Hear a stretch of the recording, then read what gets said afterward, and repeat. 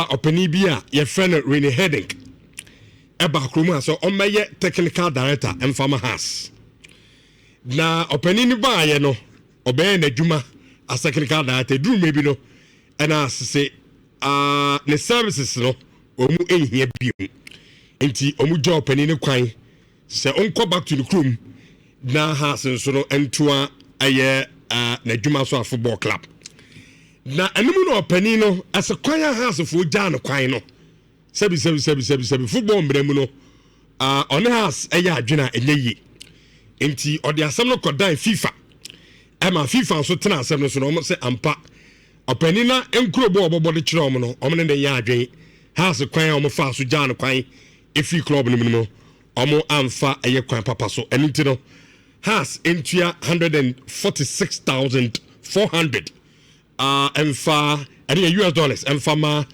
ayo opani friend say aye Rene Heading nanumu ana in fact verdict no buy no me kra de Ayala onim say minim say to na house aduawo to be honest with you and come to transfer ban ma say a link so house MTS can sure and FIFA more transfer ban no what you say and I was like house no obi to move for says can more na bibia mana because I don't get it and house is a big club imagine say Ayala say me two way na ebia me corporate me person me sika ko wura house ni na me toa na me hu sa negative stories yi sa has do obi ka bi ma ye say transfer ban ne sa ensensem nwura yi ene nam house ho a bad day say me sika be kwa ko wura house ni and me nim the reason why say in clubs no Sanya manase omo fa no normal so normal is it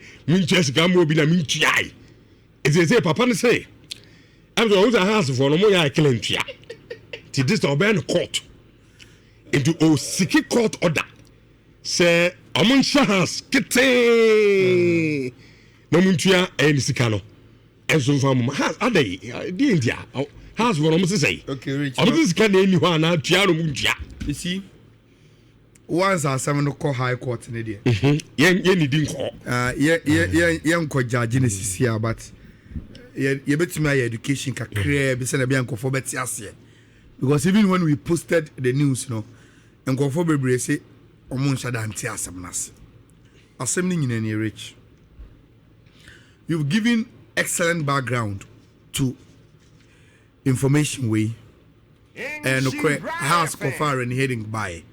As a technical director has terminating the contract or say the way has terminating the contract no a boom raso or the assembly ko FIFA say am perhaps default into has entia be $146,000 and farmer oran now rich FIFA cancer house in Tiano ebesi ene has in TI enti after some time na FIFA has a house in China has empty. No, the band buy. And na FIFA yo, so has buy house wording. Na sikano muso muntian and men over the mom so muntia dia. Then they will give us further punishments. And no and then amen ni. A bad day says a house MTS canama renedinka. Has everything ya sign players. Yama has 3 transfer windows ban. Enti window here dey enemy. I beba it a winter window no has intimate sign. Next season, the main window has intimate sign players. Then the summer one no and also has intimate sign players. Now rich. A year or in the heading said I didn't have some found. And he said, okay, so if you fair chia or the check has doesn't care. And unim di ora na ye rich in 1958 Ghana as oman ye ko sign convention bi a friend the New York convention ye ne aman foforo convention e ko sign no as che nyina ne say oman a ye nyina de ensa san kata na se no which includes Switzerland baby a FIFA omo headquarters ne wo no say arbitration case because of any of them or minor almost a secretary na Oman ya wo mu bi no ebetimi afa saa arbitration no case no na odi aba ne memu na odi akọ saa ne man ne court say on recognize ruling no na omboa ma enforcement enye adwuma enti the New York Convention no, was only to recognize and enforce arbitration akoso among omua omunsashase no enti what really heading any lawyers and say oh omunim say Ghana yes sign sa convention ni bi dia ha say no so make so omu twen FIFA ebia it will take forever and I ebe che and into matter mo wasama court say omugidi say contractor omu client when heading any house sign you know na omudi share say sa asem to omumienu a omudi beko FIFA no ema FIFA arbitra of omumienu contract na omu sign you know na asem no ko ho no FIFA ebu asem na ma omu na mum no asa has inform ho enti omu say high court no on recognize sa arbitration no na one force Emma has entia omo clients in the car. Now rich mimbu court no me I will not go ahead of the court. But rich in Pempi no say assembly high court ninya ji when heading assembly to say kimwa. Rich there are a lot of enforcement on betimi the amount and heading to get their money. And I will give you only one example. Okay. And now they are for the two cra. They can garnish house properties for rainy heading. In Tiafan say house pobi mine. Ali abechi house be kono na pobi mine no. Ye de a year be boy ni mu notice abeboy ni mu say ye ton. To we are near to this guy. Ye to ya na ya ti this. Can be a house bass. Yes, place we see from. They see the bass. We see no mfa. Yes, near ton bass. No on the atinika. And World Trade Center, he has commercial center no near town. And I say, Obia when he has a wood you made bia sikasem ebetimi afam bia no. Really enya sa enforcement from the court. For instance, really betimi atwa koma GFA. Say house of folk e de ka. Court am ho kwan. Say ye betimi adie sika. Interfere na ko wu GFA. Eyen shama e court wo say sika bia eye deal has mon fama me e mo ho no ye betime ba beje ana betime atua mayen akopim say e kana ode ye no e beti enti for instance nansi e wo sa 1 million obi na ye de ma clause ni nyina no sankareni enya court ruling e wo de oye iso e kotimi chokoma GF say mo fa 1 million ne ma me na me fante me kan so anase se so a anase emu bia eduru 146,000 no na omo e de amami so rich that is what Rainy has done. Dabena story about Dabena break I think 3 days ago. 3 days ago you breaking story no and a bailiff no a survey has sa rate way enti ya how normal ebesi akọ enti anchiremu ewo mu ano no but has omunya hu bibi omun peska no oh me we na me challenge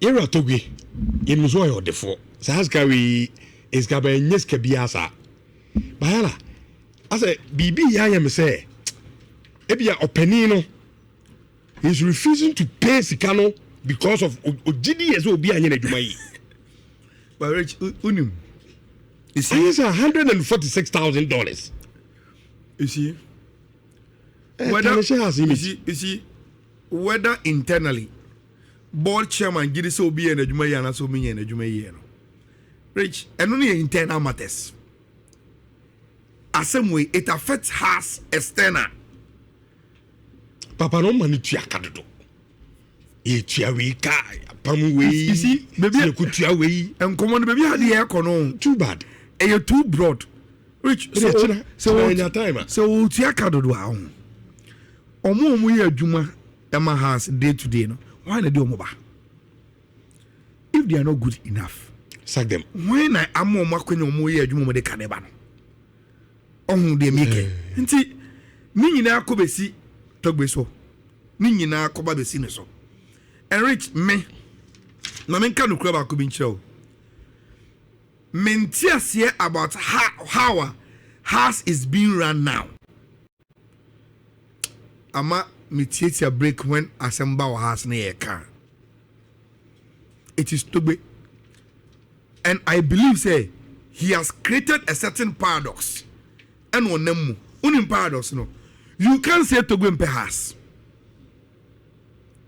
untimi nyina baby da enka say man no ogu house na say ompe house yie rich obian who are ompe bibi ya odin sika say behim and that is one part of the paradox.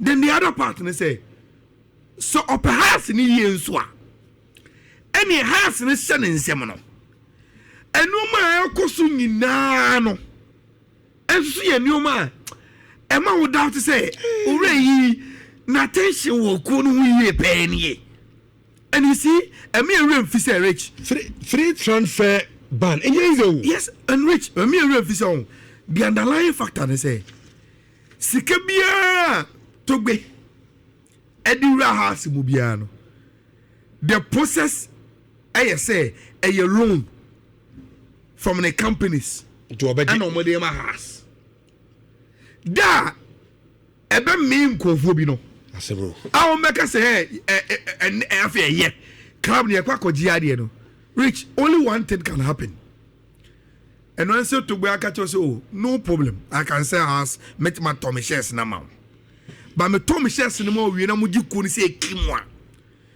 then I will instruct my companies now over the years Omaloni Musikana to put together the loan and give it to you. Say, when you inherited the assets which include Pobimani Bibiano, these are some of the liabilities which are a kamabo kono by paying these things. Rich, a very, very messy situation. In fact, Kotoko Diano Fankauna, no crowd yet, it's Yami Admo Chinano. Yeba, a Saturday show na, Ibijan Brepa, na, ye beam. Now, Kwaya, our Kotoko, our pretty game, no, especially say we share North Africans are work of Morocco's team, in Mr. Kotoko, in ye pa, and if you do cry, interview be our guarantee or say, we a Konya Kotoko Faso, na almost so a day redeem your image as in, and maybe on the work for boy, or me pay that cap and a few come say at the Kwanjugovi, and then the entity who are so now, one work for the training. Ama ai uti yako vonom so na but ko na bi no so ye on kan go so ye training ai ko so ye training ka only am supporters ye on kan that is the catalyst to win the match supporters no chere fans say like we are there for you and the Kotoko will need that because say omo ko waka the work supporters will do that nti enu abi mi hu say a friend is saying Hammond the more the big Joe more the car nemu on crying after bloggers no in fact in the high streets leading to the Accra Sports Stadium Oma yi Ghana flags cry to chain the Kotoko flags because that is the way to go bring attention to it what go Morocco I amo now if Aziz now I think no see I think younger very good player rich he's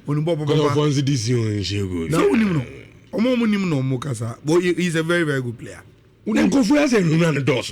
So pick up now what's one post him picture as well free B. Yes, you post here. We can Benjamin says come here now.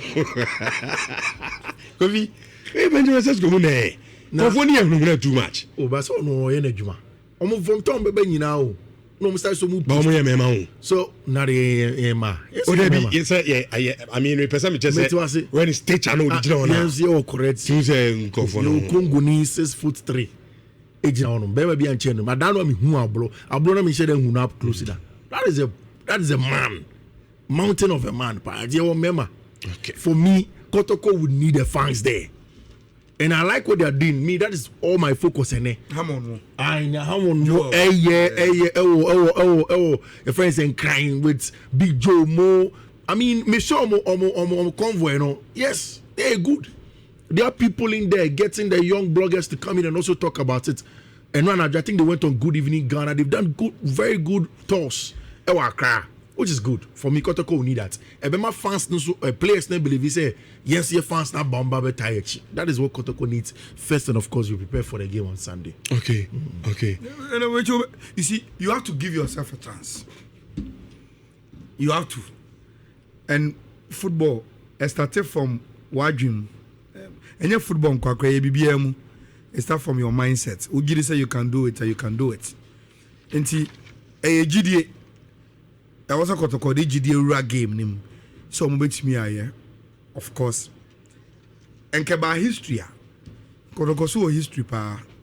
But about recent history. Kotoko and you with penny work. Sure. We history mpo free wa. Ti mo about FIFA Club World Cup there. Rich about investment. So muska. And you with penny omo. About just a BBM was say a football in there. Work is far gone. Far gone. But Rich, it doesn't mean they are not beatable. Into your mindset, no. We're quite there, so down, so you know you are underdogs. They are coming to offer you a difficult game. And to just execute it, never be ever call. In all honesty, say what do Ghana Nino Kotoko Samton work should be able to eliminate Kotoko. It shouldn't be difficult. Cra. Yes, I crab bono grounds are Kotoko. And I'm a favorite. What I say? But give yourself a fighting chance. But you have to play it and give yourself a chance. Especially with your first leg now, you know. Would you have time in your life whilst you travel to Morocco? Now, we say if uncertainty in football bet me Siamawa. And see, I want to. Oh, Scotland be pan about if you say be my second leg in the store, I be alive. Say a work there and 2-0. Kotoko can beat work 3. 2-0 cry more than 2-0 be. I tell American. Say a work in Tino. The best Kotoko can achieve will be 2-0. But my issue is the second leg don't me over 10 scoreline. I'm sure Kotoko 4-3. 2-0. Aye. Rich. The last time a Ghanaian club is here work, so wouldn't this year. To me kaipa. The first 20 minutes, no much more 4. No more we game no. They are that good. I say they are that good. Especially for this level. Yes, they are that good. Rich, in the last 10 years, work about, I think, in 4 finals. In the last 10. About 4 finals in the Champions League in the Confederations Cup. In the last 10 years, Omo Ali and a Sundance pay and no matter Africa so. And Kotoko no semba mo ne yangamo. So you can imagine. And unim they say kumukran. Rich, they are coming from right now. The campaigns of African football, Morocco. Look at what Morocco are doing. Almost senior national team called World Cup and could do semi-final. And they almost under 20 about Argentina in the finals of the under 20 World Cup. And the investment attention to bring everything to Morocco. Rich. And see, national teams, the government is well involved, even with class participation in Africa. The charter flights near the sponsored by government. That may kind article be a true about Moko World Cup. Near Mam Koya, and Morocco is successful. Ayala. Morocco for the Yomo football. I'm telling you. I may say they are doing something for now. And you fluke. You see, Rich, they are doing their football with the investment and attention, and far better than a lot of elite European countries.